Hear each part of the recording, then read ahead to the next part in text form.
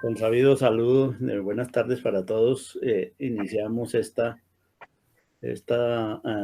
sesión pues, del día de hoy en el lugar del prólogo de la fenomenología en el que estamos.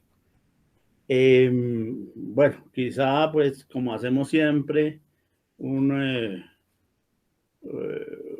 especie de empalme con lo anterior, empalme en el que suelo aprovechar en algunas ocasiones para hacer alguna fe de ratas, algunas correcciones a cosas que se dicen, se van diciendo en muchas ocasiones de especie de memoria, por así decir, y entonces se producen algunas inexactitudes que es necesario corregir.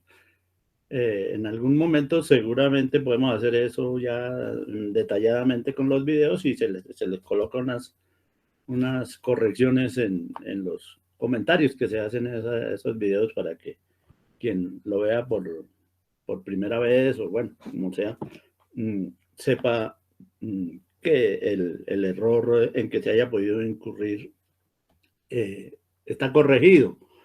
Pero aún no lo hemos hecho. Yo lo que he hecho en otras ocasiones es en el video subsiguiente o siguiente al aquel donde se comete la inexactitud, pues corrijo el error en que haya incurrido.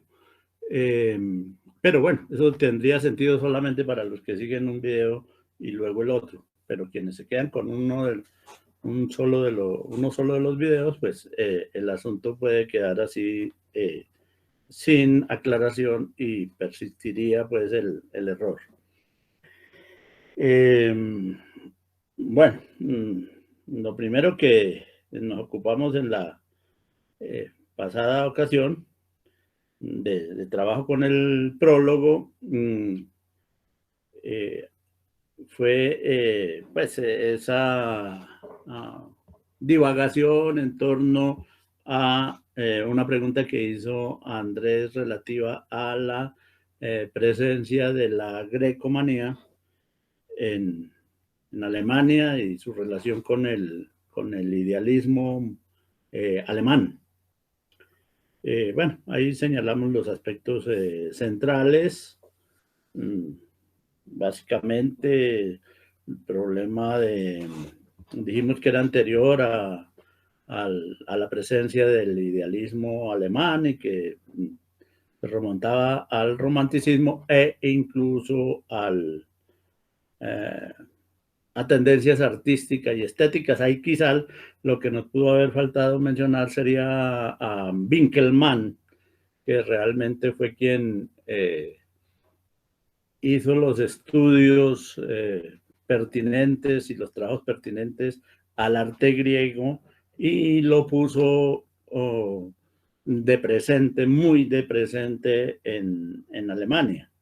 Y alcancé a mencionarles, sí, que alrededor de 1750 ya se utilizaba, se inventó, se acuñó la palabra estética para referirse al arte en una denominación que no recuerdo si lo dije o no, que a Hegel no le gustó nada, pero que decía que había que aceptarla, que él preferiría la de calística, o sea, la preocupación, el estudio de lo bello, pero no estética, que era muy, muy general. E incluso después Kant utiliza la palabra estética precisamente para referirse a otras cosas que no son precisamente el arte. O sea, estaba en discusión eso. Entonces ahí quizá faltó el antecedente de Winkelmann y el del que acuñó la terminología estética fue Baumgarten. Eso por un lado. Quizá otra cosa que habría que agregar a esa primera parte tendría que ver con que Gutiérrez Girardot aparte de la reforma protestante, de la que también mencionamos nosotros, y a la Ilustración mencionó pues como elemento central en el mundo alemán para esa vuelta hacia el mundo griego, pues el acontecimiento importante de la época, la Revolución Francesa. Entonces, creo que sería otro elemento a tener en cuenta. Lo habíamos mencionado cuando hablamos de Gutiérrez Girardot, lo habíamos mencionado, pero para reforzar el asunto lo traemos hoy a colación. Bueno, y en cuanto a un error específico en un momento dado, mencioné, sí, precisamente de memoria, el artículo de Gadamer ante otra inquietud de Andrés en relación con el texto de Gadamer sobre la dialéctica de Hegel. Yo les recomendé la lectura del artículo que está de Gadamer, que está presente en ese texto, sobre la estadía de Hegel en Heidelberg y la importancia que esa estadía tenía para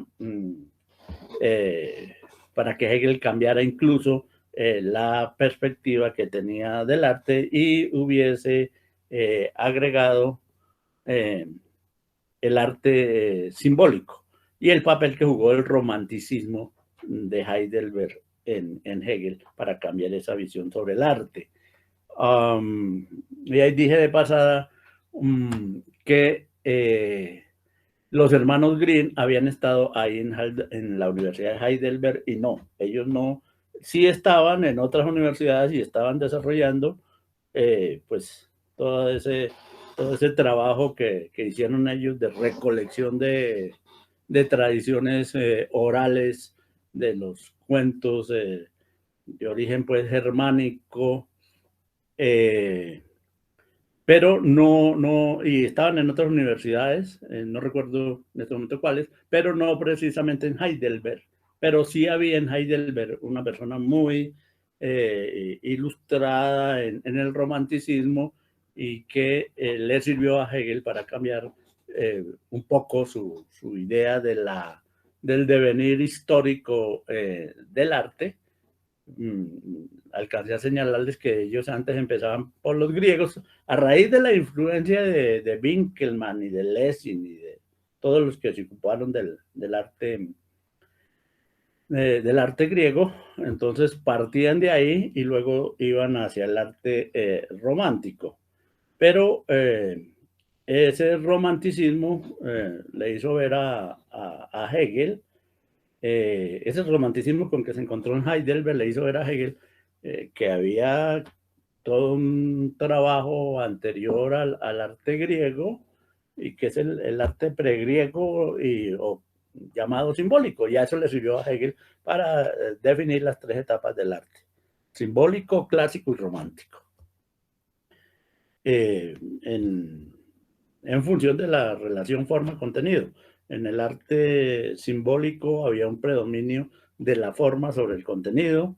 En el arte clásico, o sea, el griego, se había logrado un equilibrio entre forma y contenido, y el arte posterior, el arte romántico, predominaba en el contenido. O sea, ya se habían cubierto las tres etapas posibles de la relación forma-contenido en arte: predominio de la forma, equilibrio y luego predominio del contenido. Y eso lo va a llevar a Hegel a la famosa tesis de la muerte del arte. Entonces, eso fue importante también. Profe, yo tengo una pregunta ahí, chiquita. Bueno, sí, Diego. Quería preguntar cuál era la imagen o la idea que tenía Hegel sobre la poesía. Es que recuerdo que había un texto que es muy extenso en donde lo trata, pero cuando lo leí no me quedó claro. Lo leí hace muchísimo tiempo. Entonces sí quería preguntar sobre digamos que esa idea que él tenía sobre la poesía.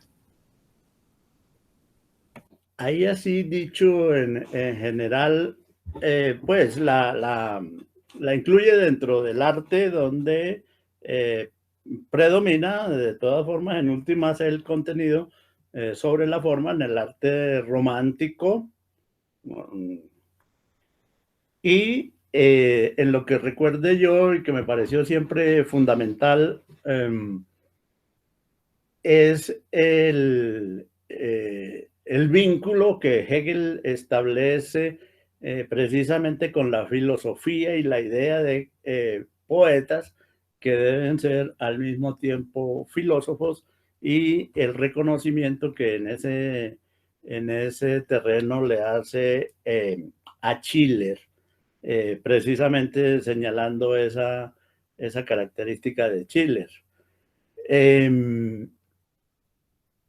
Recuerdo eso, es más, Hegel es autor de un poema muy interesante dedicado a Hölderlin, que trata una temática griega, y donde pues justamente se ve esa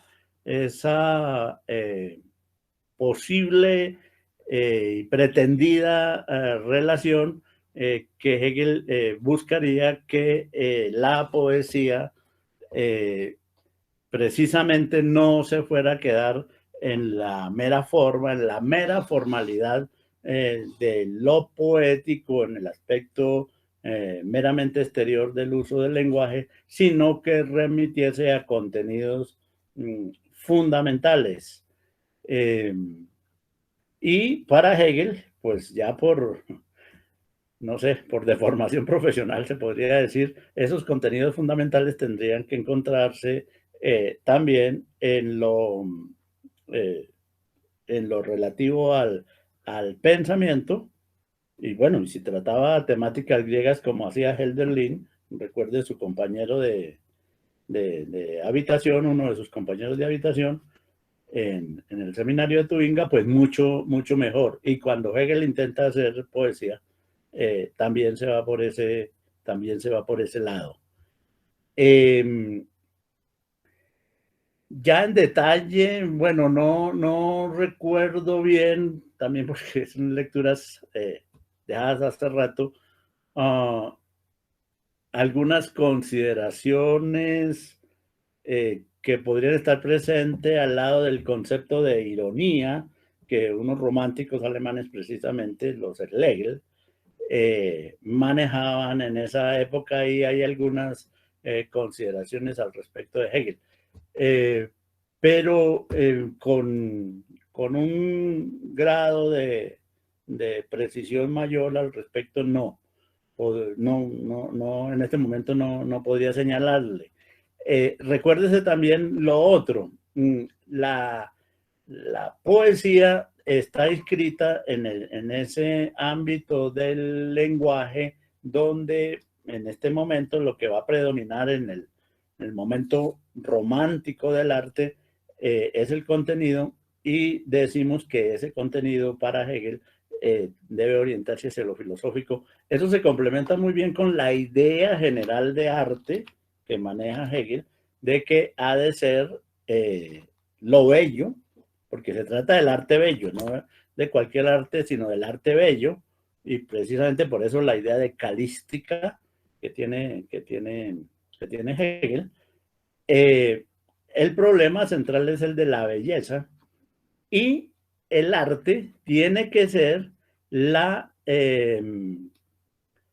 representación sensible de la belleza. Esa es la expresión central de Hegel a propósito de esto.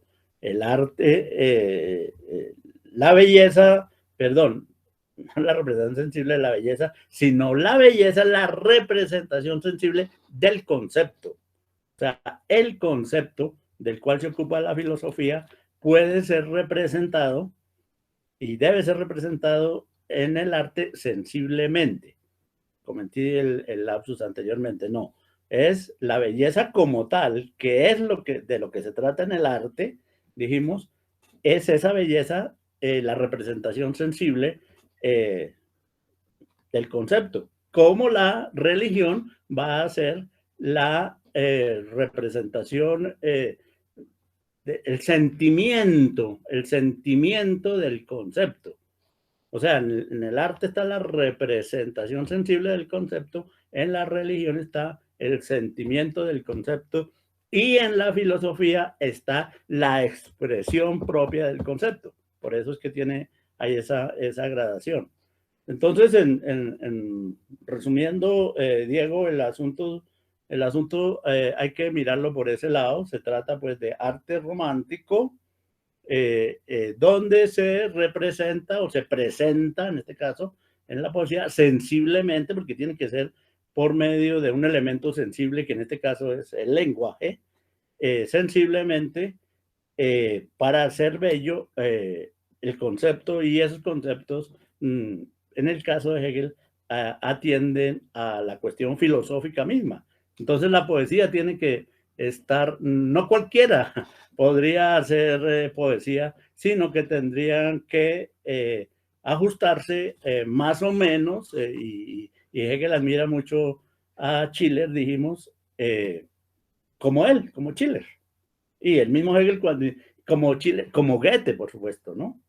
Entonces, pero Hegel, recuérdese, ya lo mencioné, por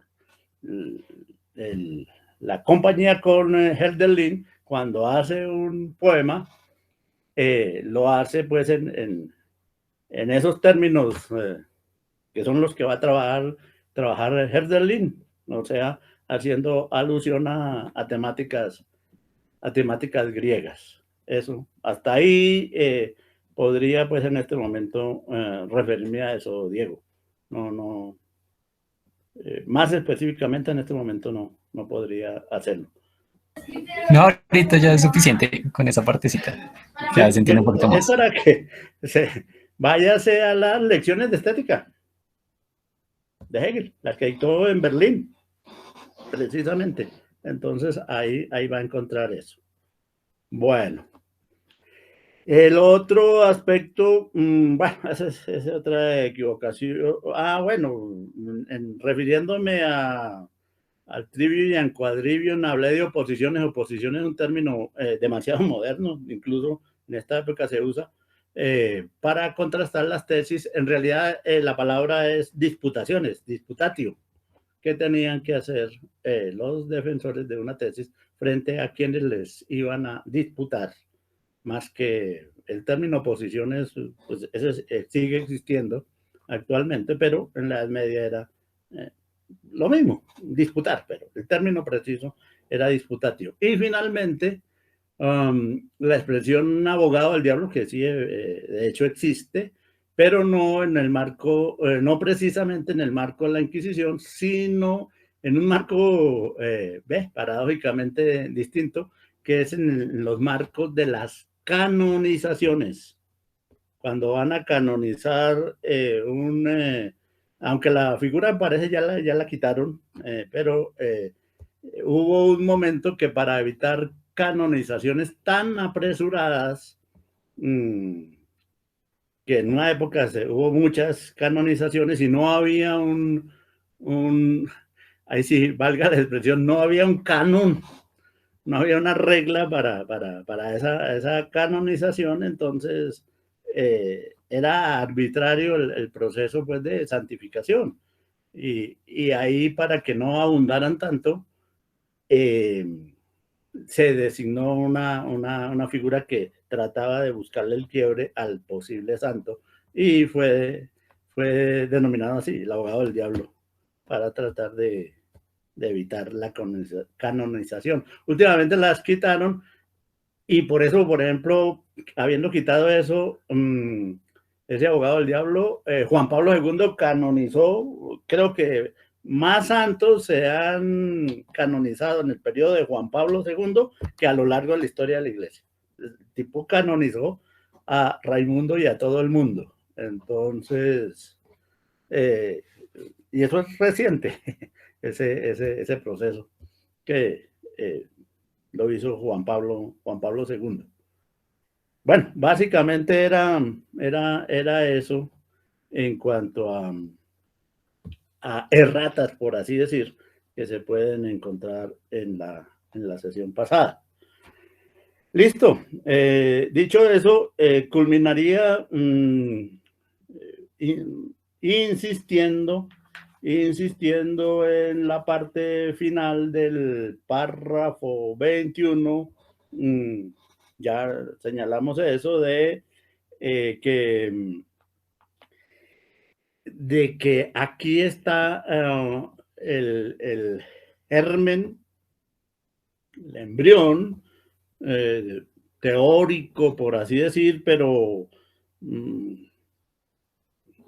colocado ahí retrospectivamente en el prólogo, de lo que debe uno asumir o lo que pueda empezar a considerar como libertad en Hegel, ¿no? La libertad, tanto en la medida, él trae aquí a colación la formación misma del hombre, ¿no? Y entonces, individual prácticamente, si se quiere, y en esa, mostrando que es muy relacionado con la autoconciencia. Pero también, por supuesto, ese pasaje alude al contexto general de la problemática de la sustancia. Es que solo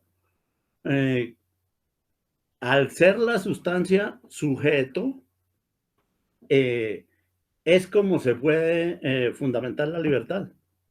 De lo contrario, no. Porque la sustancia es sujeto, es posible hablar de la posibilidad de la existencia de la libertad. Y ahora sabemos que el sujeto y la conciencia de ese carácter de sujeto en el interior de la sustancia la tiene y la aporta pues el hombre, entonces va a ser precisamente el hombre el que, formándose a sí mismo, es decir, mediante el proceso de la cultura, llega a ser libre y consciente de su propia libertad. Entonces, consciente de su propia formación. Y ese ser consciente de su propia formación es ser consciente de su propia libertad y hacer de la libertad entonces un elemento absolutamente central en la sustancia. ¿Para qué? Pues para criticar a Spinoza. Acá el problema de la sustancia espinosista, y el párrafo siguiente también va contra Spinoza, el problema de la sustancia espinosista es que en ella no hay libertad, no existe la libertad. Y entonces Hegel lo que trata de mostrar es que en la condición de sujeto de la sustancia se fundamenta la idea de la libertad. Precisamente porque la sustancia de Spinoza no es sujeto, es por lo que no hay libertad. Si se logra mostrar que la sustancia es también y sobre todo sujeto, se logra mostrar entonces que existe la libertad y que esa libertad reside precisamente en el hombre y que es una construcción del mismo hombre, producto de su cultura. O sea, aquí está en juego absolutamente el núcleo central del pensamiento de Hegel en esas líneas, y a propósito de eso, justamente de la libertad. Andrés, que levanta la mano, buenas tardes. Buenas tardes a todos. ¿Qué tal, profe? ¿Qué tal, Jorge, Steven, Diego, Felipe?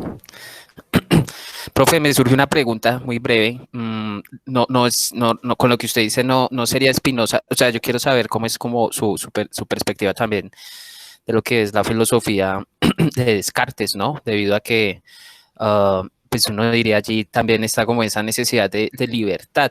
No sé, profe, esa aclaración, porque ¿en qué sentido Spinoza no representa una libertad o si del mismo Descartes tampoco? Yo de lo que he leído es como de este señor Spinoza algunos aspectos asociados al cogito ergo sum, pues al pensamiento cartesiano. Y pues bueno, leyendo la obra de Descartes uno ve que si hay un interés por zafarse de muchas ideas antiguas o criticar, poner en discusión toda la escolástica, ¿no? Y toda la filosofía premoderna. Entonces no sé ahí en qué sentido esa libertad ahí no está precisamente en estos autores, o esa es mi cuestión, profesor. Muchas gracias. Bueno, vale como tal. En Descartes está postulado eso, pero no está, dijésemos, sustentado. Él llega a afirmar, por lo que hablan precisamente, ¿no? De una libertad de la voluntad, y que incluso, o sea, una libertad de poder querer algunas cosas y tomar las decisiones, pero ese campo de esa voluntad y de esa libertad tiene que ser precisamente controlada por el entendimiento, por el conocimiento. O sea, debería moverse dentro de los campos de ese conocimiento, pero sí sigue siendo una condición propia del hombre solo, que es demasiado amplia. Es demasiado amplia y debe ser, se le deben poner límites justamente a partir del conocimiento.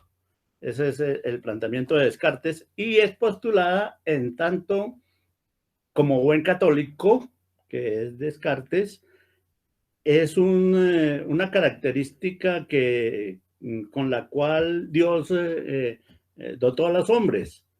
Más aún, hay un pasaje donde Descartes dice que la expresión de que Dios hizo el hombre a su imagen y semejanza no se refiere en ningún momento a imagen y semejanza física, como es obvio, sino que la semejanza, imagen y semejanza que podríamos tener con Dios, radicaría precisamente en la libertad. O sea, Dios es el ser supremo, que comporta absolutamente todo, pero un rasgo característico de Dios es precisamente la libertad, y que si el hombre está hecho a imagen y semejanza de Dios, lo es precisamente por su carácter libre. Pero recuérdese, sí, ahorita que Camilo le doy la palabra. Entonces, si Dios está hecho imagen, si el hombre está hecho imagen y semejanza de Dios, es justamente por la libertad que el hombre posee.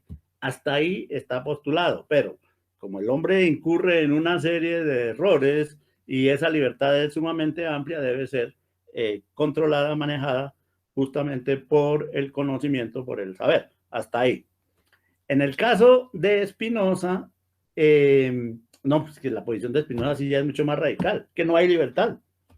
Absolutamente. Eso de la libertad es producto de ignorancia de la gente, de creer que existe libertad, porque es no conocer cómo está constituido el hombre, y fundamentalmente las relaciones entre alma y cuerpo. Entonces, en el caso de Spinoza, pues ahí sí podríamos ampliar mucho. Que ahí sí se necesita un cursito, un cursito de Spinoza que es absolutamente decisivo. Yo siempre he insistido en eso. Y en Spinoza, evidentemente, no hay libertad. Es una conclusión clara que se saca de del desarrollo mismo, del punto de partida de Spinoza, de la sustancia. Todo está absolutamente determinado, obedece a todo, tiene unas causas que se remiten hacia atrás en una serie de causalidades, Y esa idea de libertad de la voluntad es una de las cosas más engañosas que puede haber, según Spinoza. Y entonces, pues no hay.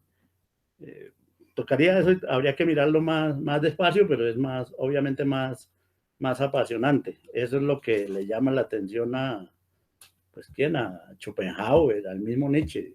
Spinoza sí sabe lo que está hablando. Eso de que los hombres son libres es pura y física carreta. Son tan libres como el borracho, dice Spinoza, como cuando un borracho cree que está haciendo las cosas porque a él se le da la gana. Olvídese, la está haciendo así porque está borracho. El hombre tampoco es el que hace las cosas así de esa manera, las hace de esa manera porque hay una influencia muy grande de múltiples factores, en particular en el mundo de los cuerpos, pero también en el mundo de las ideas.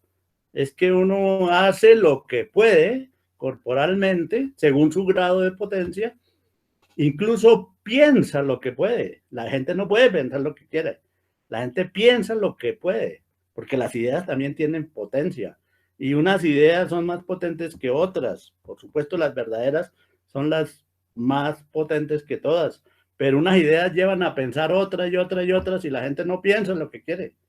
No hay libertad ahí en ese terreno. Es bien interesante. Y bueno, Schelling se dio cuenta de eso, y recuerden lo que hemos hablado aquí de Schelling y Heidegger y demás, y Schelling pretende escribir un libro fundamentando la libertad con la idea de sistema. De eso ya hablamos y creo que volveremos a hablar cuando lleguemos a 2 párrafos más adelante. Entonces, solo puede fundamentarse una idea de libertad, como dice Hegel, si la sustancia es sujeto, a lo que me estaba refiriendo. Si la sustancia es sujeto, si no, efectivamente no. Entonces, sobre eso volveremos, por ejemplo, a propósito de la noción de sistema, volveremos un poco. Camilo, No, yo tenía una pregunta, o no sé si profe, buenas tardes. tenía. Buenas tardes, compañeros. Bueno, a ver, Camilo, y enseguida Diego. Dale. Buenas tardes, compañeros. Qué pena, Diego. O si quiere, Diego, tranquilo. No, que dale, está anterior en la discusión. No, tenía levantada la mano ya hace rato. Antes yo fue el que me atravesé. Dale tranquilo y ya ahorita pregunto. Ah, bueno, muchas gracias. Profe, no, pues digamos que llegó sobre la pregunta que le hace Descartes acerca de la libertad, bueno, y en el pensamiento. Bueno, y usted mencionaba, digamos, varias cosas, pero, por ejemplo, digamos, esta idea es, digamos, los pensadores de la libertad no serían los renacentistas, por ejemplo, con Pico y el mismo Giordano Bruno. Pues no sé, posiblemente usted sabe más de eso que yo. Y si lo pregunta a propósito de eso es por algo. Sí. Y bueno, yo pensaría que puede ser posible, pero es que esa idea, a ver, yo siempre lo he explicado de esta manera, esa idea de la libertad es estoica. Es decir, los que generan esa idea de la posible libertad son los estoicos, y luego el cristianismo. O sea, la idea de la libertad es una idea estoica primero y luego católica. Y el cristianismo me refiero al catolicismo, porque el protestantismo no. El protestantismo rechaza eso. Entonces Lutero y etcétera van a rechazar esa libertad. Entonces, en la medida en que la gente del Renacimiento está inscrita en el cristianismo, pues seguramente, yo no conozco en detalle eso, seguramente sí son pensadores de la libertad, pero en la medida en que están inscritos en el cristianismo, y en algún momento, pues, alguna referencia tienen que tener con el estoicismo, pero ya en detalle un tratamiento muy particular de esa libertad en el mundo renacentista, no sé, Camilo, usted podría más bien decirnos algo al respecto.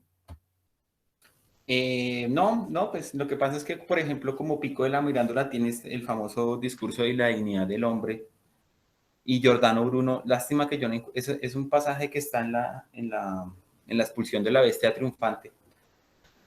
Giordano Bruno, digamos, pues como en términos muy críticos modernos, habla, digamos, de cómo la filosofía es ante todo, digamos, una filosofía para la liberación y sobre todo como para criticar el mundo. Entonces, en ese sentido, ellos son como de acuerdo en que la religión sirve para las masas, para el rebaño, pero en cierto sentido defienden una aristocracia del pensamiento porque dicen que solo algunos seres humanos o algunos hombres están destinados a la libertad y pues digamos que Pico de la Mirándola, pues lo que pasa es que se murió muy joven. Digamos que en el discurso de la dignidad de los hombres pues tiene eso y pelea, digamos, contra la superstición de la Pero eso lo astrología. dio Dios. ¿Cómo? Para Pico de la Mirándola, eso es un don de Dios al Sí, hombre. eso es un don de Dios. O sea, Sí. no. Y para Giordano Bruno es un don de la naturaleza porque como lo que existe es infinito, pues el hombre, digamos, tiene la posibilidad de realizarse en esos infinita cantidad de posibilidades. Pero digamos que en ambos tiene un peso ontológico ahí la libertad. Sí, es decir, podría decir, pero no sé, no diría yo que en sentido estricto sean los grandes teóricos de la libertad, porque esos podría ser, pues, eso, mm, los estoicos y luego la idea de que la idea de la libertad es la posibilidad que ya en el mundo cristiano, la posibilidad que yo tengo, como la va a definir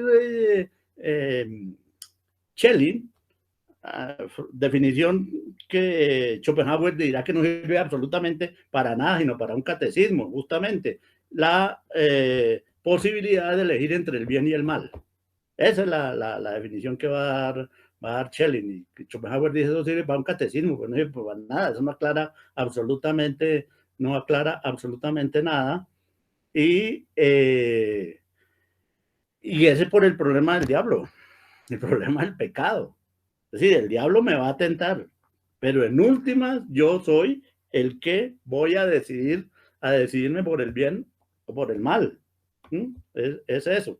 Entonces, pues en ese mismo plan se ha encontrado ese desarrollo.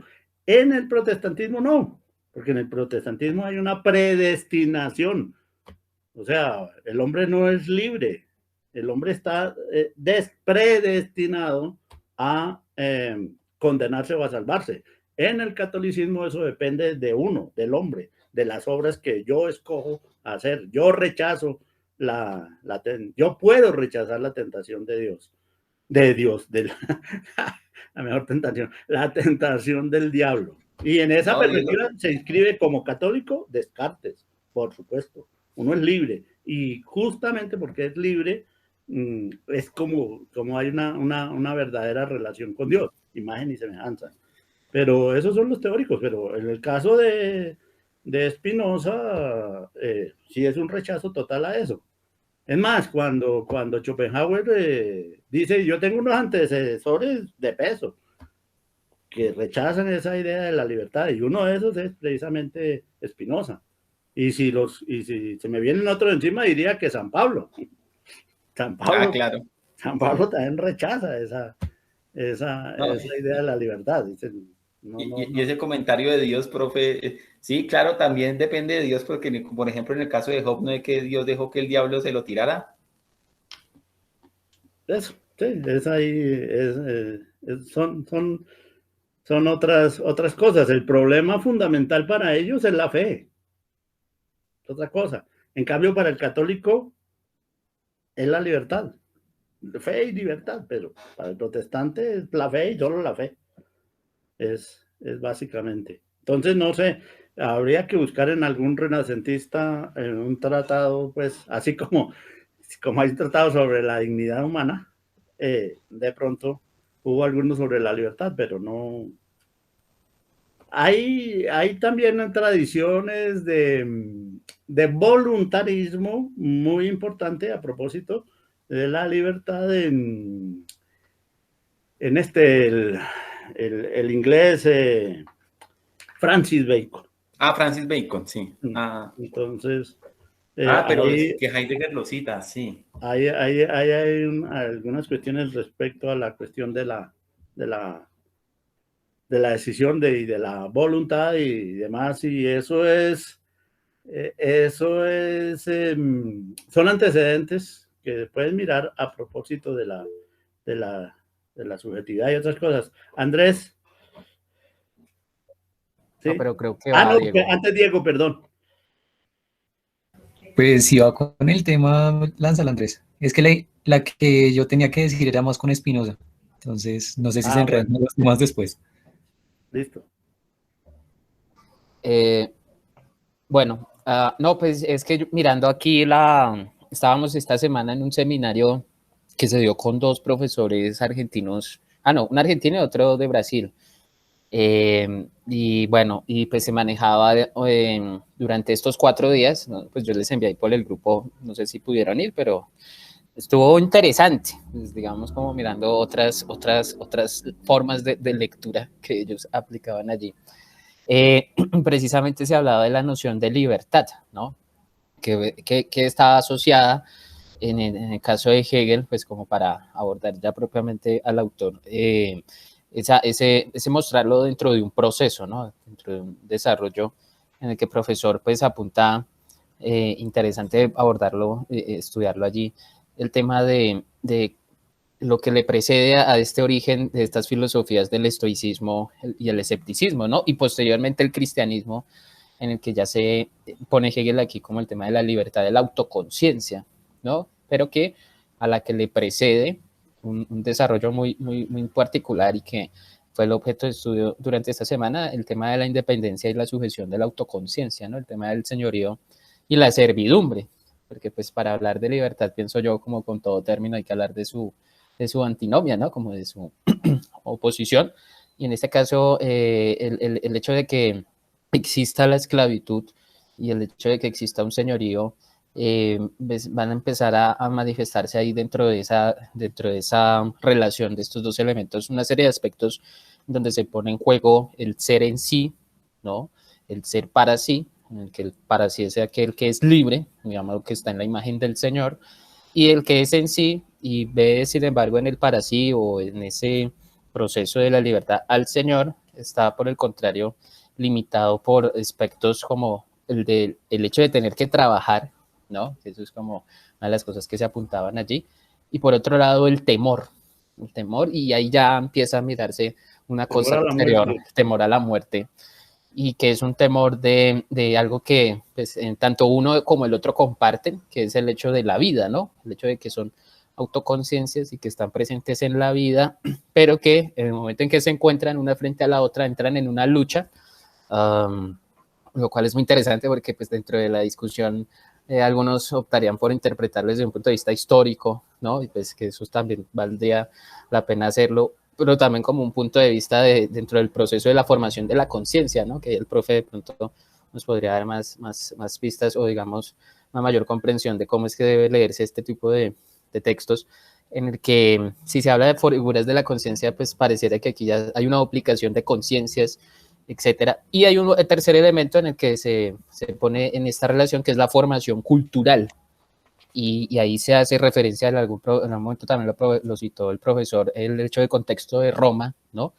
En el que ya representa socialmente un estado posterior al de la polis griega, que por lo menos se generó desde una posibilidad de cierta pues, capacidad de hablar en público o en el ágora, pero que en Roma, pues eso de alguna manera, creo yo, no sé, se eliminó del todo y surgieron pues estas filosofías post-aristotélicas que buscaban ya más en el individuo un proceso de formación, de consolidación de la ética, ¿no? Como esa felicidad, etcétera, y que empieza, digamos, a verse figuras como Epicteto, como Marco Aurelio, quienes, digamos, empiezan a poner en juego ya algunos desarrollos culturales y en esa discusión, digámoslo, la que el esclavo pues trabaja la cosa, la transforma y a su vez al parecer hay una relación con este tema de la formación cultural, como ese arribar a lo universal, se llega a esa noción de libertad, ¿no? O sea, que no podemos decir que libertad es cualquier cosa,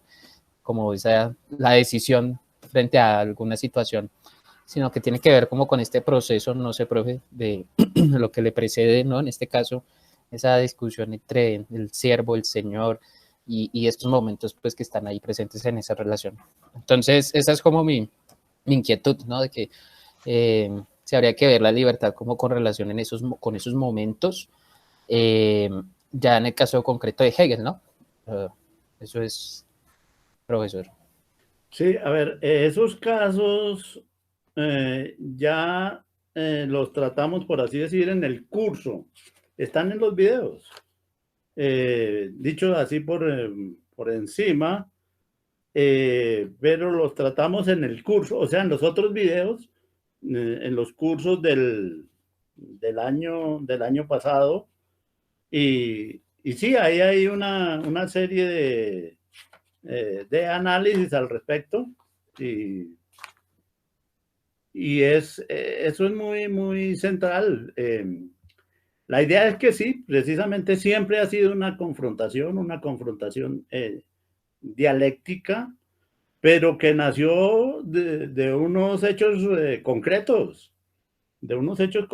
que vivieron los griegos, las polis griegas, y frente a las cuales, y sobre todo en el tránsito de lo griego a lo romano, cuando precisamente se consolida el imperio romano. Eso es lo que le da pie para que los estoicos piensen ese problema en la libertad, y sea meramente un problema teórico.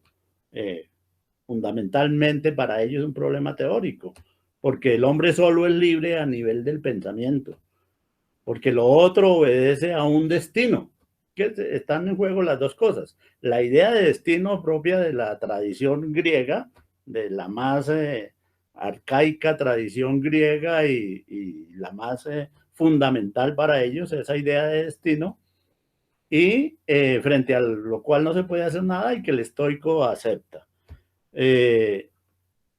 Y se puede ser libre única y exclusivamente en el pensamiento, cosa que es puesta en duda precisamente por los escépticos, que no van a aceptar la solución estoica. Y bueno, y el resto ya es toda la historia de Roma y el cristianismo. El cristianismo le da una amplitud muy grande a esa idea de la libertad, precisamente por la presencia del diablo. El diablo frente al cual, es decir, si en los griegos hay un destino que no se puede eludir, en el cristianismo está el diablo, y la posibilidad de eludirlo la tiene uno si uno decide, pero no puede solo, sino es con la ayuda de Dios. Es gracias a Dios que se puede eludir esa tentación suprema del diablo. Y lo otro, sí, pues es todo el proceso de formación cultural que se va adquiriendo paulatinamente, pues a lo largo del desarrollo histórico, primero del Imperio Romano. Fíjense que los romanos siguen siendo, los pensadores romanos importantes siguen siendo estoicos, ¿no? Los dos que pasan por ser filósofos ya con entidad propia, Séneca y Marco Aurelio, siguen siendo filósofos. Y luego viene esto, lo de Descartes que hablábamos, y la negación la doble negación de la libertad, una religiosamente por la Reforma, y otra filosóficamente por Spinoza, y todo el rollo que se arma ahí. Entonces, sí, pues eso es importante, pero no es saber qué dijera yo. Se volvió el centro del problema, y es el centro también de la filosofía de Hegel. Y con Hegel tenemos que vernos para para tratar ese problema de la libertad. Pero bueno, ese asunto ya pues necesita como otro tipo de tratamientos, porque se volvió también como elemento central y definitivo.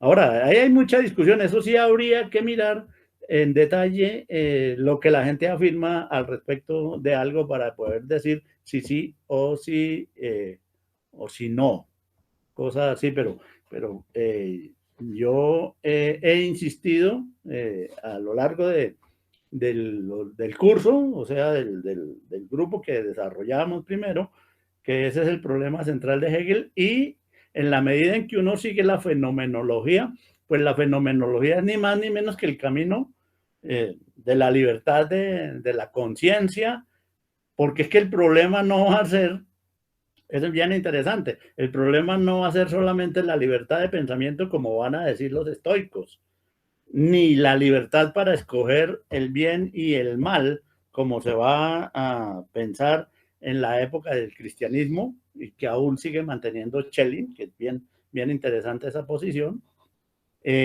sino es el problema de la libertad misma de la conciencia, en tanto primero su conformación, y lo interesante de Hegel es cómo muestra que en unos orígenes tanto lógicos como históricos, porque es que hay una coincidencia, el hombre va a definirse a sí mismo como libre o como no libre, en relación de dependencia de unos hombres frente a otros, y está toda la dialéctica del amo y el esclavo.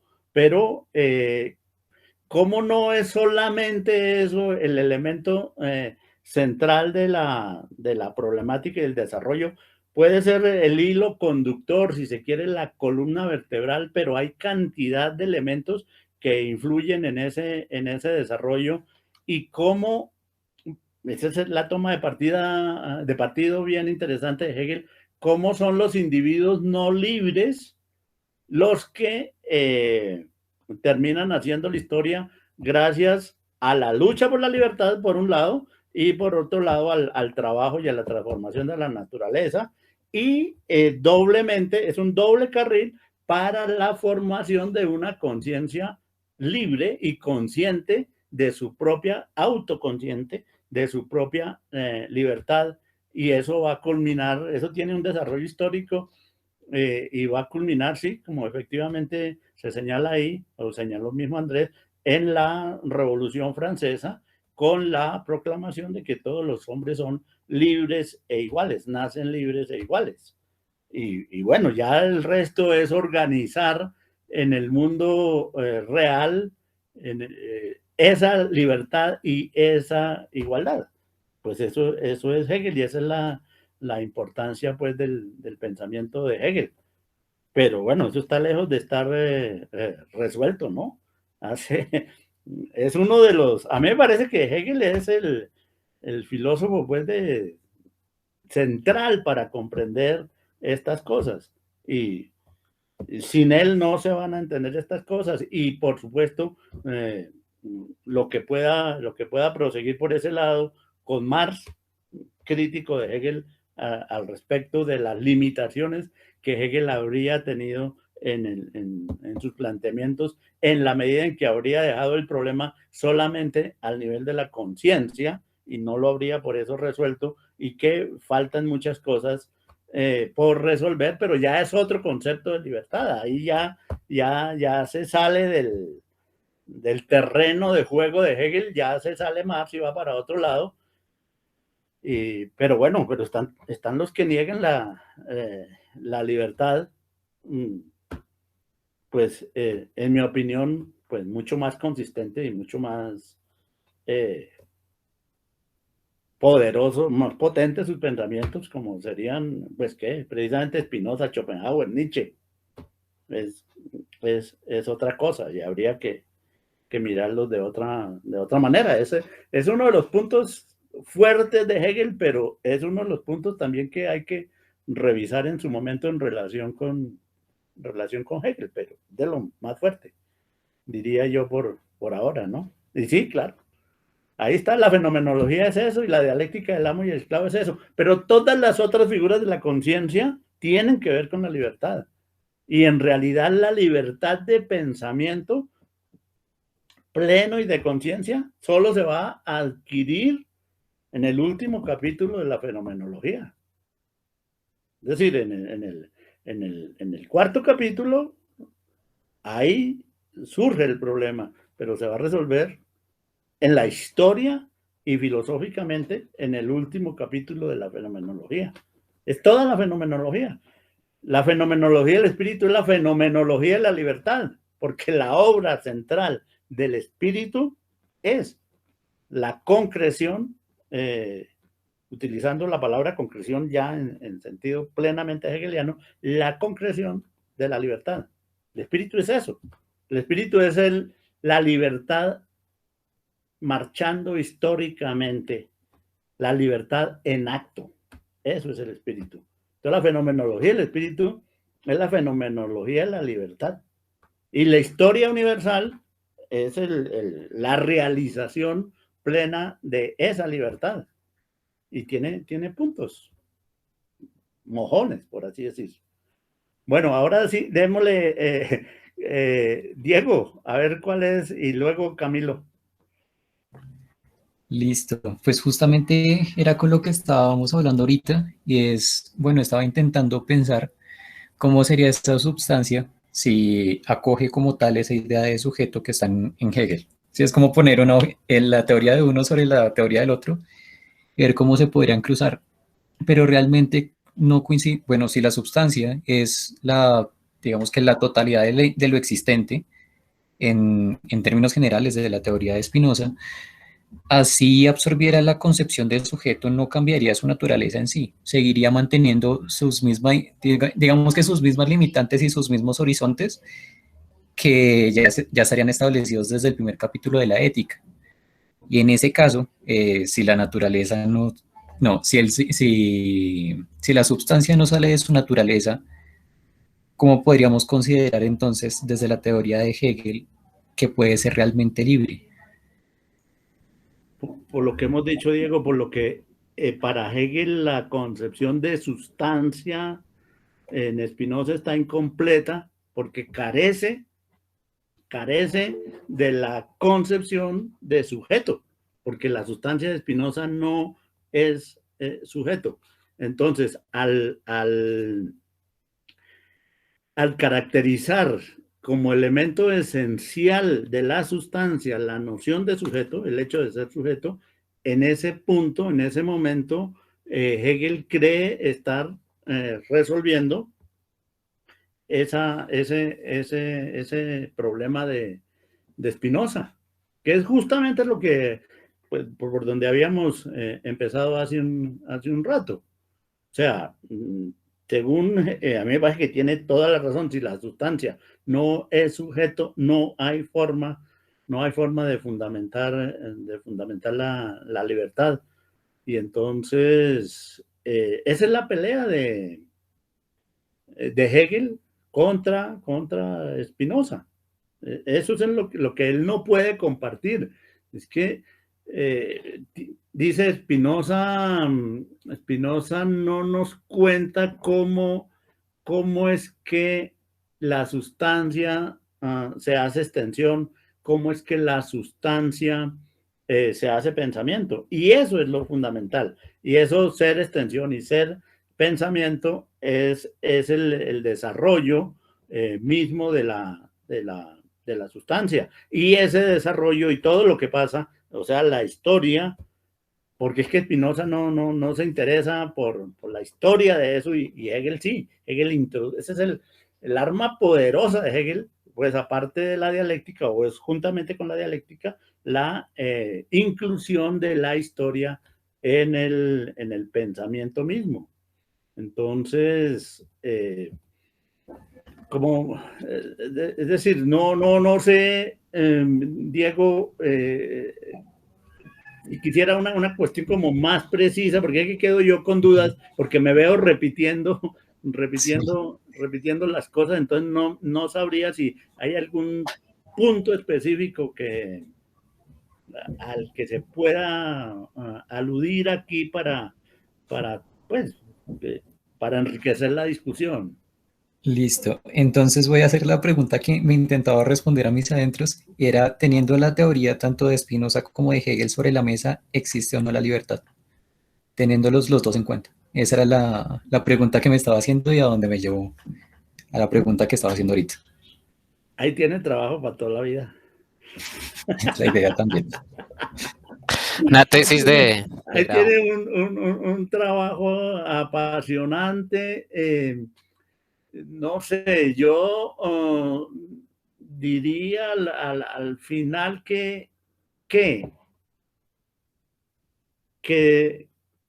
tendríamos que mirar Hegel al máximo posible y para regresar de alguna manera pertrechados con elementos históricos y dialécticos para una relectura de Spinoza. Yo, sin embargo, como punto de partida, pues tendría que tomarlos a ambos, a ambos tenerlos presentes, ver cómo introducir la historia en los planteamientos espinosistas, que se me hacen muy sólidos, y al final, es que para donde yo voy, pero eso ya es mío, para donde yo voy todo termina en el absurdo, todo termina en la nada y en el absurdo, y ahí no importa, ahí se puede, por así decir, pensar, si se quiere, la libertad, pero no importa porque estamos vamos a estar cuando pudiéramos llegar allá en un terreno que sería el terreno del absurdo y ahí sí si hay libertad o no, no importa. Deja de ser un problema. Un problema que yo creo que de paso pues ya está incluso eliminado. Porque era y Hegel tiene razón en eso. Era un problema que nació en un determinado momento histórico y murió en otro determinado momento histórico. Entonces, ya ese problema como tal ya se acabó. Entonces, todavía se utiliza, pero esos son reliquias del pasado y de reminiscencias, por así decir, pero es que ya se está utilizando otro concepto de libertad. Y finalmente hay otro problema. Ese es un término, la libertad, inaprensible como tal. Si ya se quiere hacer un estudio serio del asunto, inaprensible, lo que llaman en la escuela de Bueno, un término lisológico, y que siempre habría que preguntar, ¿libertad para qué? Porque es que la libertad en abstracto, la libertad, eso no dice nada, absolutamente nada. Siempre hay que situarla en un contexto y decir, y un ejemplo que traen a colación siempre es un ejemplo de Lenin, ¿sí? Cuando yo no sé quién es el que le hace una visita a Lenin en los comienzos de la formación de la Unión Soviética, y entonces le hablan pues de la productividad y de lo que se está haciendo allí y de la formación del socialismo, y le preguntan a Lenin, bueno, ¿y la libertad? Y el problema de la libertad, y la respuesta de Lenin fue, como tenía que ser, ¿libertad para qué? ¿Sí? Ya, se acabó el problema. ¿Libertad para qué? O sea, siempre es libertad para algo, de algo o para algo, pero la libertad, eso no es decir nada, eso es como decir humanidad o cosas así por el estilo. O derecho. ¿Derecho de qué? O derecho para qué. Siempre hay que darle acotarlo dentro de determinados parámetros. Entonces uno podría decir libertad de qué y libertad para qué en cada caso concreto. No se puede hablar de la libertad en general porque eso no existe. No, la libertad de la humanidad, peor, porque ni la humanidad tampoco existe. Entonces la gente utiliza los términos sin saber, sin definir antes a qué se refieren, ¿no? Entonces es bien interesante. Y digo yo que esa es una problemática acotada dentro de un marco ya histórico que tuvo un principio y que ese principio, porque no es cualquier principio, es un principio de algo que aparece, un problema que se le aparece a los griegos, no a otros pueblos, a los griegos en un determinado periodo histórico. Y ese problema es el que se cierra con la Revolución Francesa. Entonces ya está con la idea de la igualdad y libertad. La igualdad entre qué. Se cierra con la Revolución Francesa. Para el bien y para el mal, que se saldría de ese problema. Fíjense que la libertad es la posibilidad de escoger entre el bien y el mal.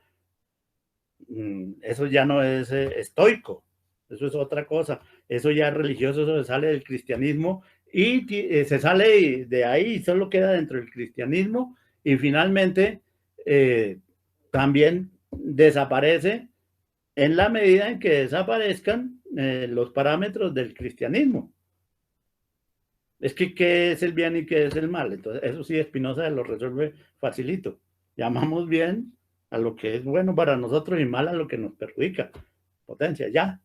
Se acabó ese problema. Entonces, Spinoza acaba con tiene el mérito de acabar con cantidad de problemas que no son problemas. El párrafo de hoy tiene el problema de los fines, el problema del fin, que contra Spinoza, Hegel está reviviendo aquí esa problemática y tiene que acudir a Aristóteles para hacerlo dentro de su contexto. Pero en el fondo, esto está orientado también contra Spinoza, el párrafo que, pues, pretendíamos mirar en el día de hoy, que no pudimos, pero creo que esto nos da estas discusiones, las intervenciones, las dudas, las preguntas, nos dan elementos para comprender los párrafos de Hegel y diríamos también, volviendo al comienzo de la conversación, ya no solamente los párrafos, sino las líneas de un Benjamin o de un Adorno, porque es que ahí aquí casi que vamos por párrafo, pero con ellos es línea por línea.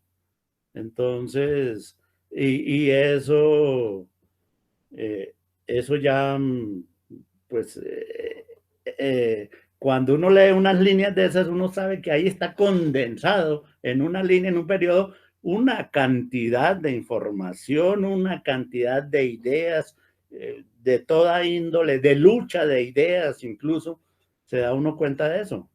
Y sí, ese es un gran ejercicio leyendo eso, Benjamin, leyendo Adorno, porque tienen eso. Aquí con Hegel es igual, al fin y al cabo ellos son herederos de esa tradición hegeliana. Andrés preguntaba algo ahorita respecto.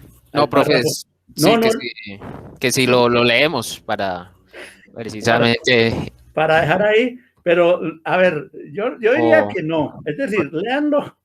¿Sabe por qué? Porque en la sesión pasada, o sea, la antepasada, lo último que hicimos fue justamente leerlo para comenzar en la sesión siguiente, y ya llevamos 2, por así decir, que no hemos podido. Entonces yo lo que diría es, pues no lo leamos ya hoy acá. Hoy incluso, Si hay alguna otra pregunta, discutimos sobre otra pregunta, pero al párrafo lo leemos en la próxima de entrada, al comienzo, para iniciar el análisis. Y ya lo haríamos sin recorderis de la sesión anterior ni nada, sino directamente. Todos sabemos, es el párrafo 22 y le hacemos. El problema es que busco cómo llegamos al 25 para empezar en el 26. El problema es la fenomenología, ¿sí? Porque realmente Hegel en este párrafo solo se va a referir a la fenomenología a partir del párrafo 26 en adelante. O sea, todavía no se ha referido a la fenomenología, pero este grupo de párrafos del 17 al 25 son absolutamente centrales. Entonces, yo diría lo siguiente, no lo leamos hoy, pero comprometámonos a leerlo de entrada en la próxima sesión para arrancar ahí. Más bien, sí, para gastar unos minuticos más, si hay alguna otra intervención, opinión, concepto. Sí, profe, yo quería mencionar, digamos, como precisando un poco más, ¿no? Como en esta exploración sobre el concepto de libertad, como con lo que hemos leído anteriormente, la necesidad que ve Hegel de poner en juego en el ámbito de la reflexión el tema de la negatividad, ¿no? O el tema de la mediación, porque en lo que estábamos leyendo él dice, hay un horror o un santo horror, así bien sarcástico, como lo ha venido siendo en esta discusión, en este párrafo, en donde dice, hay un santo horror a este tema de la mediación del conocimiento, en donde precisamente él va a poner en juego también términos como la reflexión en sí misma, el simple devenir, ¿no? Como, digamos, este tema de la reflexión, desde esa perspectiva que él está atacando, se considera que eso es una cuestión meramente negativa y no se pone una cuestión positiva. Entonces él menciona algo así como que, lo cito, si es cierto que el embrión es en sí un ser humano, no lo es, sin embargo, para sí. Para sí, el ser humano solo lo es en cuanto razón cultivada que se ha hecho a sí misma, ¿no? Es decir, también como que, digamos, pone en juego como este tema de la actividad humana en esta realización de esta libertad con relación a esta cuestión de la negación. Dice, en esto y solamente en esto reside su realidad, pero este resultado es de por sí simple inmediatez, ya por decirlo así en el final del proceso, pues es la libertad autoconsciente, y eso creo que es el tema de la discusión, ¿no? Que por llegar tarde, y basada en sí misma, y que en vez de dejar a un lado y abandonar la contraposición, se ha reconciliado con ella, ¿no? Eso es como lo que, digamos que en esta situación, siempre está asociada a esta cuestión de esta negación, de esta negatividad, de esta mediación. En el caso de Hegel, desde su propuesta, ¿no? Para lograr lo que él llama una libertad autoconsciente, ¿no? Eso sería como mi opinión, pues, frente a lo que se mencionó allí, ¿no? Ya posteriormente sí ya se pone en consideración también el tema de que cómo se logra el fin, pero el fin está como en sí mismo, en el sujeto como tal, y ahí sí es donde denota como, así como parte de la ontología humana o de la naturaleza humana, ese fin como lo libre, ¿no? Como la libertad, como algo lo que ineludiblemente está en juego a lo largo de la historia, en todas las posiciones del pensamiento o en todos los filósofos. Sin embargo, también considero yo que Hegel también discute con aquellas ideologías, ¿cierto?, que niegan la libertad, ¿no? O sea, que se oponen o que limitan ese ejercicio. Por ejemplo, lo vemos desde el comienzo, ¿no? Cuando no se hace una visión, por ejemplo, del proceso, cuando no se tiene una visión, si se quiere, holística de las distintas perspectivas o del movimiento evolutivo del pensar, ¿no? o por otro lado el hecho de que exista el dogmatismo, ¿no? No un dogmatismo científico, digamos, con una demostración filosófica de fondo, sino un dogmatismo que impide poner en juego esas abstracciones fijas, que era también el tema que estábamos hablando en la anterior sesión, y que imposibilitan el hecho de que el individuo piense en vínculos, ¿no? Como en relaciones, que digamos, promueva esta dialéctica, ¿no? Eso es como lo que quería mencionar, profe. Ya. Sí, justamente por referirnos a las últimas líneas del párrafo 21, por ahí empezamos hoy. Y a eso me referí hoy al comienzo. Y sí, evidentemente toca por ahí. Lo otro es que para lo que iba a decir, yo creo que lo puedo adelantar hoy. Para lo que iba a decir enseguida, fue justamente, o era justamente el insistir en la idea de negación, por supuesto. Porque es que hay una cadena muy interesante en estos párrafos de Hegel, todos. Entonces, la idea de que lo verdadero, o sea, la manera como hay que entender la sustancia, el punto verdadero para entender la sustancia es la noción de totalidad, del todo. Pero el todo hay que entenderlo como desarrollo. Y si se entiende como desarrollo, entonces hay que entenderlo también como resultado, porque ese desarrollo tiene un resultado. Entonces el todo es al mismo tiempo desarrollo y resultado. Pero para que ese desarrollo sea posible y el resultado efectivamente también sea posible como resultado de qué, de ese desarrollo, se necesita la idea de mediación. Sin la idea de mediación, no hay desarrollo ni resultado. Hay desarrollo y resultado gracias a la mediación. Pero, ¿qué es la mediación? La esencia de la mediación, o sea, lo que se introduce o lo que está presente en el todo para que él mismo sea desarrollo, o sea, la mediación que permite eso, es justa y precisamente lo que acaba de señalar Andrés, la negación. Entonces la negación se vuelve la idea central, la idea más importante del pensamiento de Hegel, porque la sustancia es sujeto gracias a la negación. Y la negación es una reflexión de la totalidad en su propio interior, en sí mismo. Pero para entender esa negación, que no es una mera negación vulgar y espontánea, un simple rechazar lo que hay, esa negación hay que entenderla ligada a una finalidad, que es el párrafo siguiente, porque esa negación tiene una finalidad y esa finalidad es el resultado mismo. No es una negación por negar algo, sino es una negación que está orientada a una finalidad y por una finalidad que es el volver a ser sí mismo, a la reconciliación, ¿sí?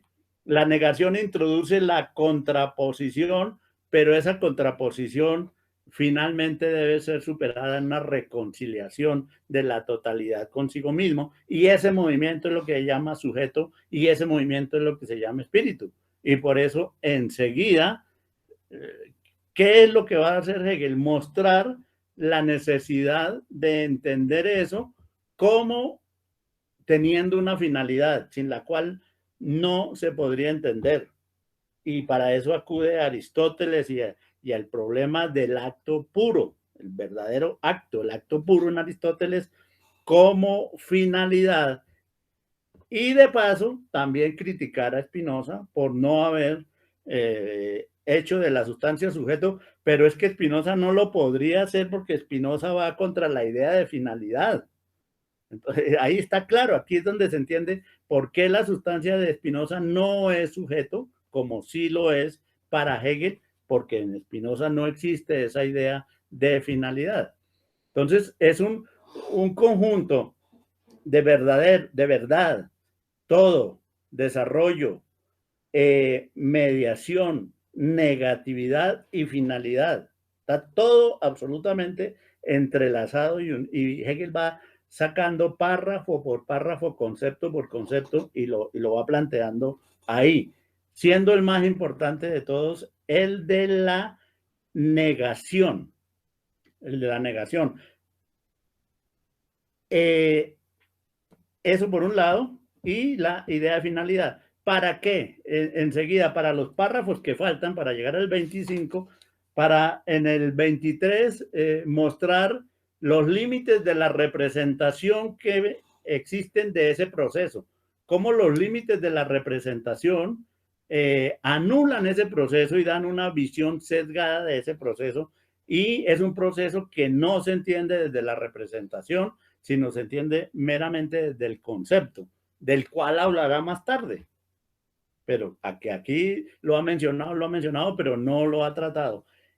Y luego mostrar que todo eso es, por un lado, sistema, que todo solo se puede explicar como sistema, y que hay que entenderlo de esa manera y en su desarrollo, y finalmente que todo es espíritu. Y ahí se cierra ese ciclo, y mostrando que el espíritu, en la noción de espíritu se encierra, en esa noción de espíritu, en el concepto, más exactamente, se encierra todo ese proceso de análisis, de estudio, de conceptualización de lo que es la sustancia.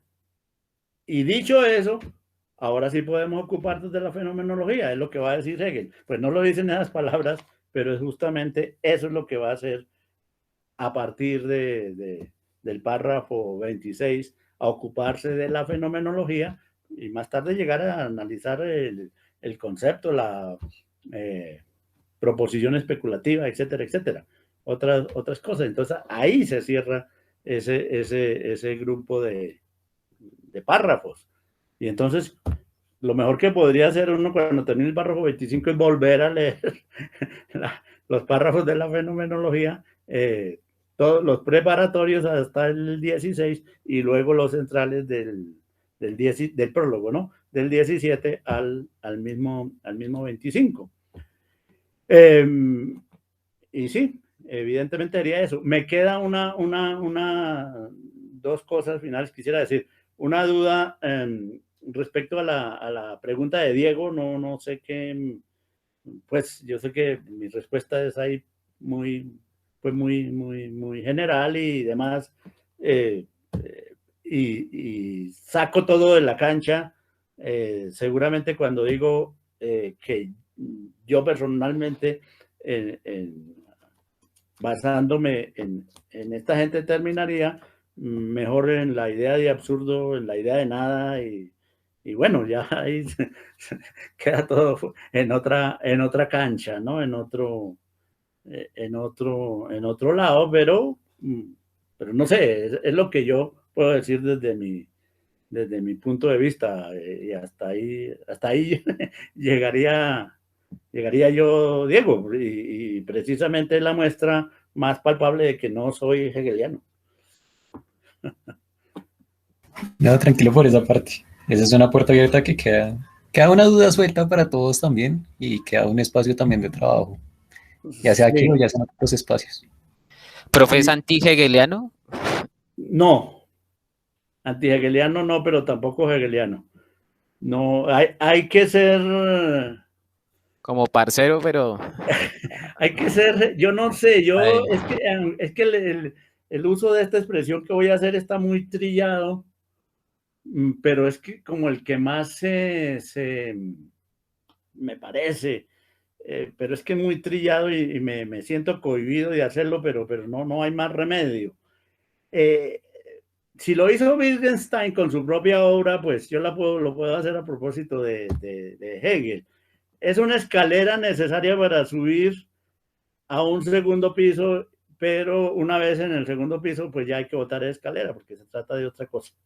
O sea, pero sin esa escalera, o sea, sin Hegel no se sube al segundo piso. Eso sí, estoy absolutamente seguro que sin Hegel nadie llega a un segundo piso de un pensamiento. Pero una vez está en el segundo piso, pues ya, pues sí, la escalera queda ahí de recuerdo en la medida, pero es un recuerdo, ojo, es un recuerdo interiorizado, ¿no? Es una escalera interna. O sea, no es fácil rebotar. Es una escalera interna. Se puede Pero, cambiar la idea por un andamio. Siempre va a ser el escalón no, ahí. el problema es que hoy hay gente que quiere en ascensor. No, no escaleras y no andamios, sino llegar allá por ascensor y eso no, no. De manera inmediata. De manera inmediata, pero si fuera de manera inmediata al estilo pues del idealismo de Schelling, alguna cosa vaya y venga, pero esa es la manera inmediata, qué sé yo, farándula, una cosa así, pues que me termina dando razón a mí que todo eso es absurdo. Pero, profe, una pregunta. ¿Vos subís a ese piso y cuál es la otra escalera? No, son varias. Pues es que el piso es Platón. El primer piso es Platón. O sea, y no hay segundo piso sin primero. Y ese es Platón. Sí, claro, Aristóteles ya es el que echa cimientos. Platón es el piso, pues que no, nunca se me había ocurrido hacer eso, alguna metáfora por allá de albañilería, pero sí, esto es con todos. Es decir, Platón, se quita Platón y todo se cae, absolutamente todo se cae, eso no.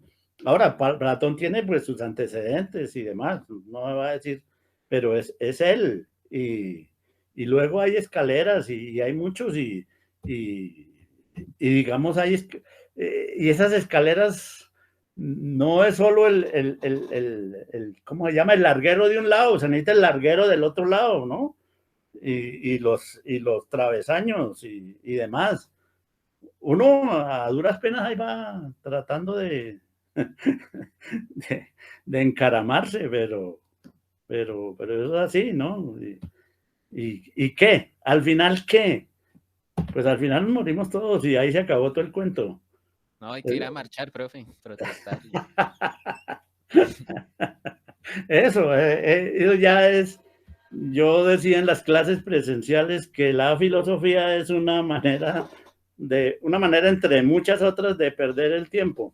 Pero profe, digamos, ante una propuesta de poder visualizar el desarrollo del pensamiento hegeliano hasta nuestros días, o el modo como en nuestra nación se ha hecho ese proceso de estudiarlo y quizá de construir nuevas formas de lenguaje, esa sería como la propuesta, ¿no? Porque de todas maneras el humano tiende a ser dogmático, el humano tiende a pensar en representaciones, ¿no? Al humano se le dificulta poner en juego todas las formas de la conciencia. Decir, Hegel estaría, si estuviera hoy, volvería a escribir la fenomenología, aunque ya en un lenguaje ya mucho más contemporáneo, ¿no? Ay, yo no sé, a lo mejor se suicidaba. Porque es que lo que yo veo en Hegel es como, y al igual que en su época, es todo lo que va a desarrollar el idealismo alemán, ¿no? Es decir, ese delirio de la subjetividad, en donde se empiezan a poner en juego, o sea, cosas que no están bajo esa dinámica, como por ejemplo la de la escuela inglesa de manejar un mecanismo, un artefacto, regularlo y que funcione 50 años, sino que ya en la poesía o en el teatro o en la filosofía alemana se dispara el pensamiento a decir toda clase de cosas sin ningún tipo de asidero, ¿no? Sino que totalmente entregado, casi que inclusive en una rebelión contra Kant, porque Kant dice, no podemos ahorita volar como el ave que olvida que está como bajo un centro de gravitación o que hay un aire que digámoslo, le hace como ese ejercicio de la resistencia. Por el contrario, los que continuaron su visión de abrir nuevas posibilidades del pensamiento como lo hace Kant, se atreven a decir cuánta cosa y mucho más en el campo de las ciencias, ¿no? Ya cuando se habla de electromagnetismo o teoría de la relatividad, cosas que para un personaje dogmático católico pues se le hacen una locura, ¿no? Porque definitivamente la libertad del pensamiento empieza o sea, yo pienso que lo que hace Hegel de alguna manera, revisando todo eso que ha sido el desarrollo de la conciencia, es, bueno, mirar qué hacemos con eso, ¿no? Y qué nuevas posibilidades, qué nuevos construcciones de mundo podemos hacer ya de una manera mucho más autónoma, ¿no? Teniendo la certeza de que las contradicciones o las, digamos, o posiciones en que nos enredamos muchas veces y que no nos permiten avanzar, pues ya están detectadas, que es como lo que exige Kant, ¿no? Que Kant dice, estamos en una contradicción constante de la razón, en la que nos contradecimos entre lo que decimos y lo que hacemos, como en ese juego, y no podemos resolver ese problema refiriéndonos también a la discusión entre el empirismo y el racionalismo, para poder decir, bueno, tenemos que examinar de una manera mucho más exhaustiva el modo como funciona eso que se llama la razón pura, ¿no? Y que básicamente en ese orden de ideas, pese al interés de ser modernos, la tradición, yo diría aristotélica, aún sigue impidiendo, que es lo que va a manejar al comienzo, ¿no? Es decir, como que separamos el absoluto y separamos el conocimiento, ¿no? Que es lo que él dice en la introducción. Ya la segunda introducción de la fenomenología, y ahí establecemos como una distinción entre un sujeto o un objeto, o una distinción entre el conocimiento y un absoluto, ¿no? Y decimos que puede haber un conocimiento verdadero fuera de lo absoluto, como si se hablara de otra cosa verdadera, y él dice eso es básicamente hablar sin ton ni son, y lo que hay que hacer es darnos cuenta que los conceptos de subjetividad o objetividad o cosa o Dios o espíritu, realmente hablamos de cosas que no hemos mirado en el fondo bajo qué formas las suponemos, ¿no?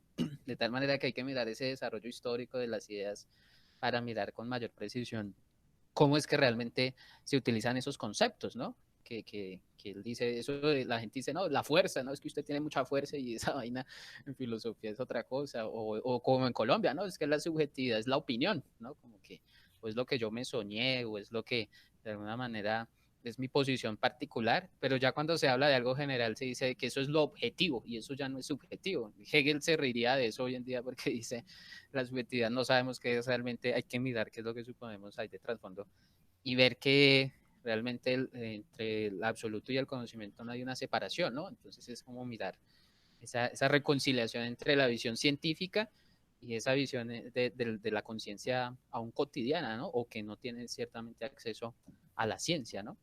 Que yo pienso que hoy en día, pues en un país como Colombia, eso yo le estaba mirando hoy del profesor Rubén Jaramillo, que habla de la modernidad postergada, ¿no?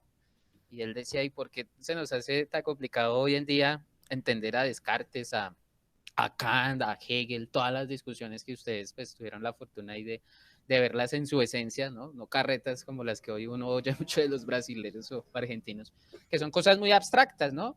Pero no es como la diferencia entre lo que pasó ya con Heidegger, la discusión con el marxismo, la discusión de la escuela de Frankfurt, ¿sí? Como cosas que realmente hoy muchas personas desconocen y que en ese sentido no ven como esto que estamos tratando de ver, que es un panorama histórico que puede ser muy interesante poner en discusión, ¿no? Y en juego y en práctica, ¿no? Sin ser marxistas, marxifuriosos, pero sí con una visión crítica de cómo se están hoy desenvolviendo las ideas, ¿no? Que no enseñan Hegel en ningún sentido. Bueno, esa es como mi apreciación, profe. Está bien, bueno. Sí, bueno, es una cuestión de que algunas cosas pues se podrían puntualizar. Jorge Enrique Murcia, Jorge Enrique, por favor. ¿Sí me escuchan? Sí, sí. Vale, hola. Bien, pues eso pues, es una pregunta, pues obviamente parte desde la ingenuidad y referente a lo que estaba comentando al principio de la pregunta que hizo Andrés Orjuela sobre, considero yo, lo que pensaba Hegel hacia la poesía. Y la pregunta está en el sentido de que Hegel hizo un poema a Heiderlin, Elysius, si no estoy mal, que se llamaba, sí, el famoso Elysius, y que él se aparta de Hölderlin, porque él encuentra de que en la poesía, bueno, Hölderlin, bueno, es una pregunta desde la ingenuidad, y también asegurando desde que también debo aprender más sobre eso para poder formular la pregunta mejor, pero no por ende, no, o sea, no significa que no la pueda hacer. El caso está en que en Hölderlin, dice él, según lo que recuerdo, como que en el acto poético está condensado el contenido de los fenómenos de la realidad, y que por ende uno puede transitar o abrir los fenómenos contenidos y hacerlos expresar dependiendo de la particularidad de quien suscita, digamos, encontrar algo en esos contenidos. Pero para Hegel, el asunto está en que es un asunto con el lenguaje, y es que el lenguaje impide saber cuáles son los fenómenos de precisamente los contenidos de los fenómenos, y es un limitante. Por ende, Hegel se desplaza a decir que lo poético es una cosa incierta y prefiere lo sistemático y lo metódico. Entonces, no sé si lo que estoy diciendo está encaminado hacia si sea así o no es así. Entonces, como la pregunta. No sé, también yo diría que son, cuando aparecen estas preguntas, lo que uno pueda decir, o por lo menos yo acá, es siempre muy provisional y sujeto a constataciones ulteriores y a mirar las cosas sí, en su contexto. Hay que hay mucha tela de dónde cortar. Por ejemplo, el problema de la relación de Hegel con el lenguaje, por supuesto. Sí, claro. Y cómo él ha analizado precisamente de los orígenes griegos el papel del lenguaje en la relación con la divinidad, ¿no? Eso lo trabaja Hegel no solo en los cursos de estética, sino también aquí en la misma fenomenología, en el capítulo dedicado pues al arte. Y los alcances que uno pudiera sacar de ahí respecto a la posición de Hegel, pero por supuesto que le da una importancia decisiva, y en ese terreno pues está lo poético mismo.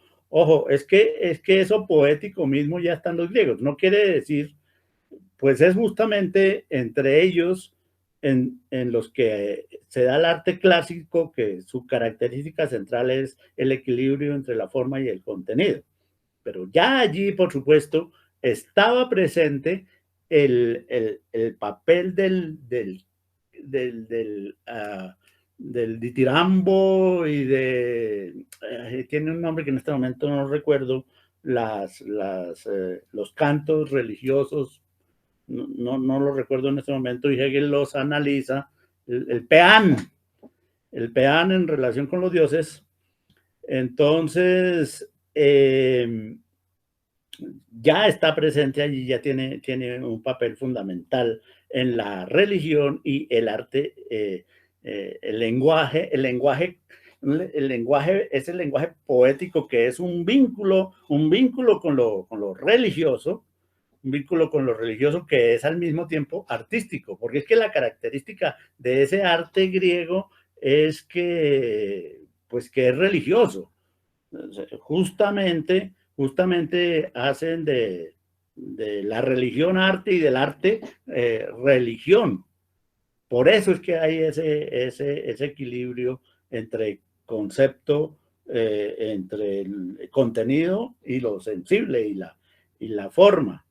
Y bueno, y no solo eso, hasta el cuerpo de los atletas juega ahí un papel absolutamente determinante. La formación atlética del individuo, pero por supuesto también los aspectos lingüísticos. Sí, esos están ahí presentes, ya en el mundo griego. Ahora, que la poesía en su esencia pertenezca no al arte clásico, sino al arte romántico, ¿sí? O sea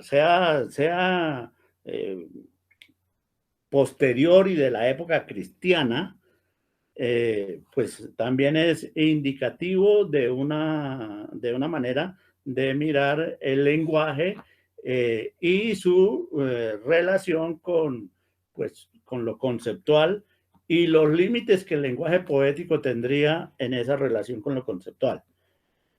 Ahora, en la medida en que fijémonos, es que el aspecto del lenguaje es bien interesante en Hegel ahí, y una de las, seguramente Steven se acordará que una de las, ¿cómo dijésemos? De los ofrecimientos que hicimos en el curso de Hegel que habíamos emprendido antes de la pandemia y demás, era que llegaría un momento donde tendríamos que hacer una reflexión sobre el lenguaje. No sé si Steven se acuerda, y eso que pues quedó allí prometido. Y ver toda esa problemática que se juega ahí, que es bien compleja, pero lo que le iba a señalar ahorita, pues en esta improvisación a Jorge Enrique, era el lenguaje en lo poético, el lenguaje, no, eso ya es mucha, veo la respuesta de Steven, y eso ya es demasiada ironía. Que dice que se sigue esperando eso, pero no, no creo. Pues tendría que terminar el curso, y ese curso solo se puede terminar cuando se termine el prólogo, entonces no antes. Bueno, entonces, pero lo que iba a señalar acá es que el lenguaje, por ejemplo, está allí ligado con lo poético y, por supuesto, con lo político y lo público. Y Hegel analiza y tiene presente eso. Pero el análisis que hace lo poético en el capítulo de la fenomenología y la parte de la religión, que es donde trata la fenomenología del arte, porque precisamente después, cuando él ya va a separar el tratamiento del arte del tratamiento de la religión y luego el de la filosofía, pero aquí en la fenomenología el arte es el arte clásico griego, que es religioso. Entonces ahí pues es muy interesante. Pero luego viene el otro problema, justamente donde estábamos a punto de terminar el curso, donde quedamos con el curso interrumpido. El problema del lenguaje que hace, el análisis del lenguaje que hace Hegel aquí en la fenomenología, a propósito de la cultura y de la evolución que ese lenguaje va teniendo, y donde analiza el texto de Diderot, decíamos, ¿sí? Que lo habíamos recomendado, que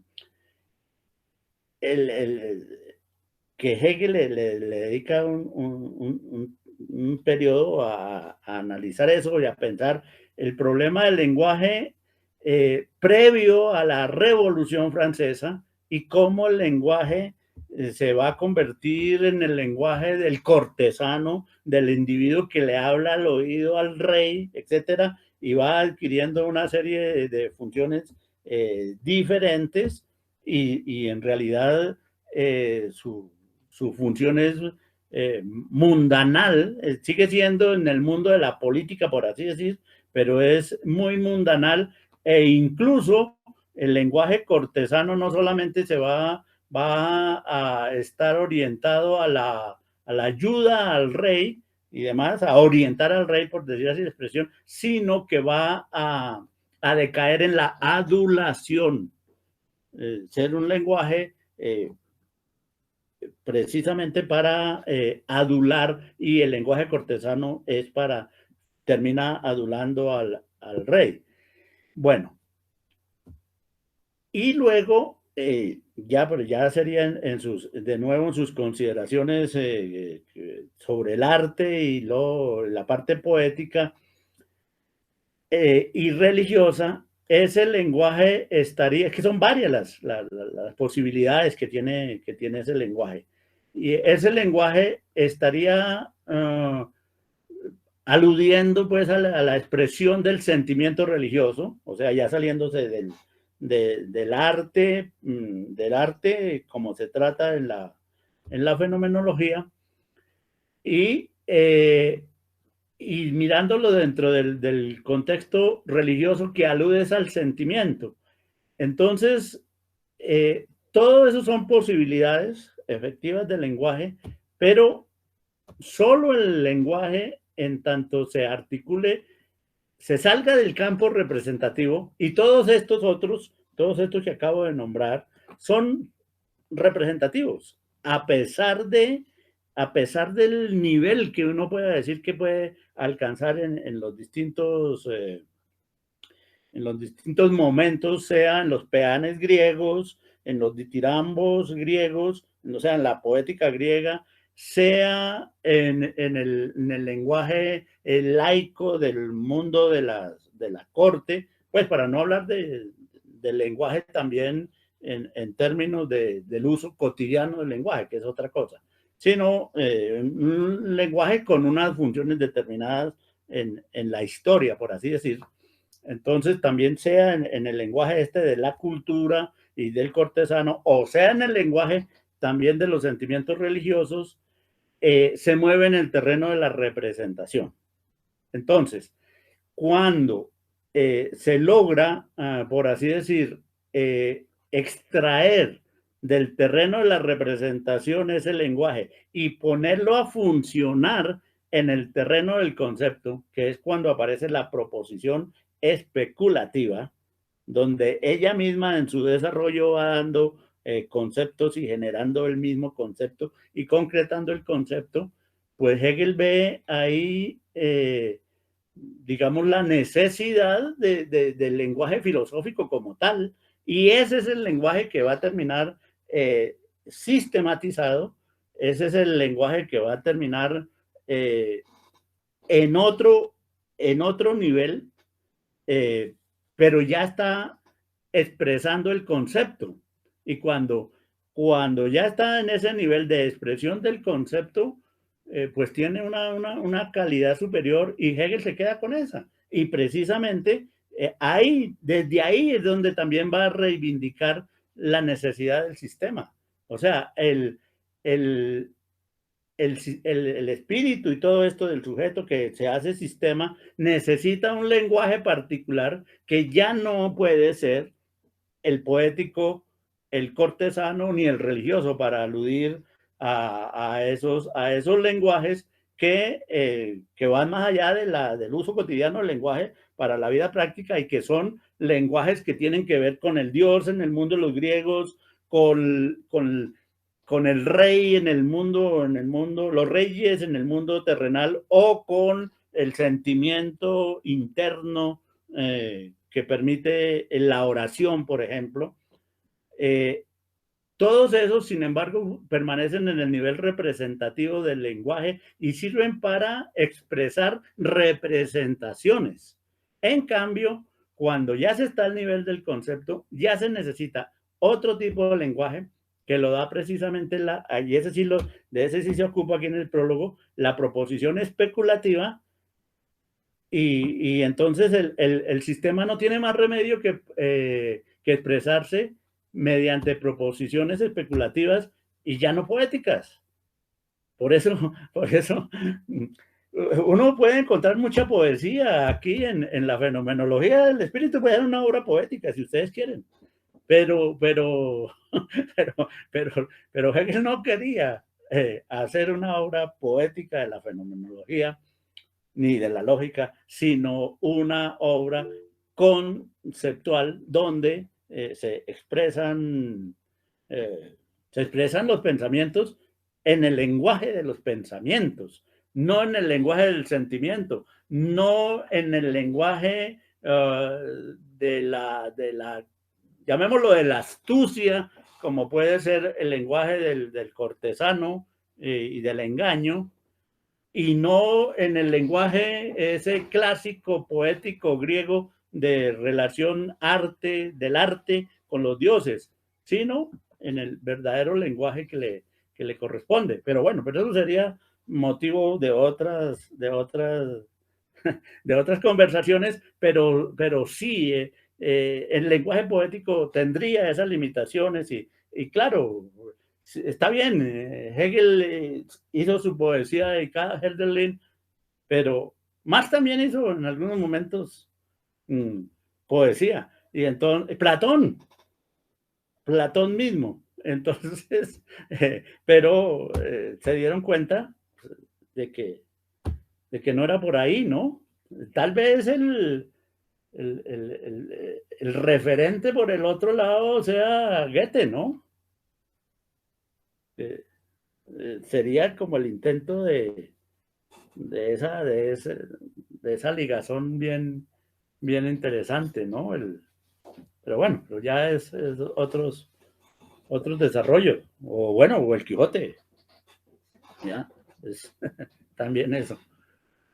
Listo, no sé si por hoy acabamos nuestra sesión y nos vemos en unos 15 días. A Andrés había levantado la mano finalmente. No, solo para decir que así como hay una complejidad en la lectura de la poesía, pues hace poco nos poníamos a leer a César Vallejo, que uno dice, bueno, dice que eso era como un intento de hacer, no sé si surrealismo o expresionismo en el campo de la poesía, ¿no? Pero bueno, eso ya es otro tema para otro momento. Cuando Hegel se pone a hacer filosofía en ese sentido especulativo, también la escritura adquiere una complejidad casi que de la misma magnitud que la poesía, que cuando uno lee un poema uno dice, bueno, toca volverlo a leer 1, 2, 3, 5 veces porque a veces no las capto, y lo mismo pasa con Hegel, ¿no? Hace poco le pasaba a un profesor de filosofía con máster y todo un texto de Rafael Gutiérrez Girardot hablando de Hegel, y me decía, no, mi hermano, no he podido avanzar las 5 páginas porque no es un modo usual de escribir filosofía, es una cosa que eso era como lo que quería anotar, profe, y que sería bueno, ya supongo que en otros próximos párrafos hablar de ese tema de la escritura especulativa, ¿no? Que para muchos hay imposibilidad de leer a Hegel, ¿no? Porque así escribe el hombre. Sí, aquí está. Entonces, bueno, y para terminar, pues recuerden que también está la otra posición de Heidegger, que va a considerar lo poético pues como de mayor calado, y precisamente el punto de referencia bien interesante para Heidegger es Hölderlin. Es que lo que ahí se cruzan para salir a posiciones bien distintas a propósito de esto. Y sí, bueno, por hoy creo que fue como fluido el diálogo, pero el párrafo nos sigue esperando para poder seguir avanzando. Vale, profe, la lucha sigue. Sí, bueno. Entonces, buenas Hasta luego tardes. a todos. Chao.